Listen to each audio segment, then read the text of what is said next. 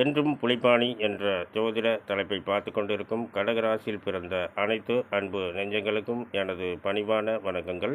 இன்றைய பதிவில் வர இருக்கும் ஆணி மாதத்தின் கிரக நிலைகளும் அதனுடைய பலன்களையும் கடகராசியில் பிறந்தவர்களுக்கு எப்படி இருக்கும் என்று இப்போது பார்க்கலாம்.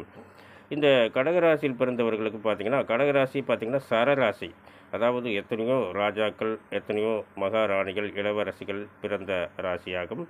இந்த மாதிரி ஒரு சிறப்பான ராசியில் பிறந்த அன்பு நெஞ்சங்களே, உங்களுடைய ராசி அதிபதி பார்த்திங்கன்னா சந்திர பகவான். இவர் 3ஆம் இடத்துல முயற்சி ஸ்தானத்தில் சஞ்சாரம் பண்ணுறாங்க, கேது பகவானோடு இணைந்து.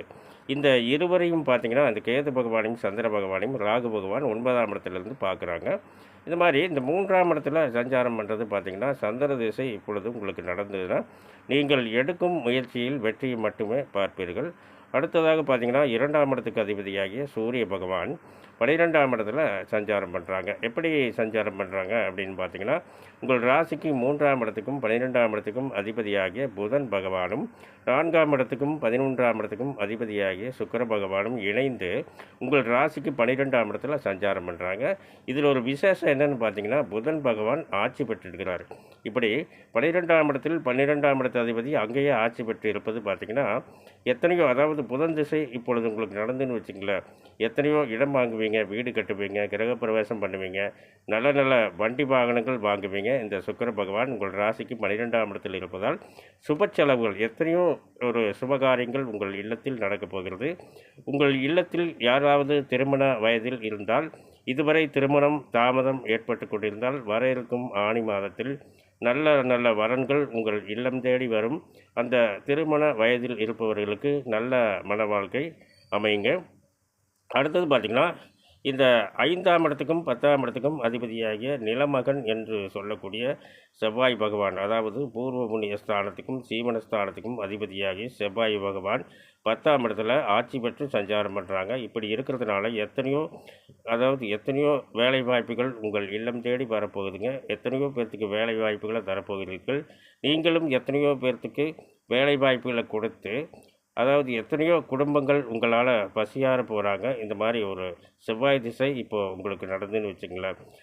அதற்கடுத்து பார்த்திங்கன்னா, 6ஆம் இடத்துக்கும் 9ஆம் இடத்துக்கும் அதிபதியாகிய குரு பகவான் லாபஸ்தானத்தில் சஞ்சாரம் பண்ணுறாங்க. இப்படி இருக்கிறதுனால இந்த குரு பகவான் லாபஸ்தானத்தில் இருப்பது பார்த்திங்கன்னா, 3 பார்வைகளும் சிறப்பான இடங்களை பார்க்குறாங்க.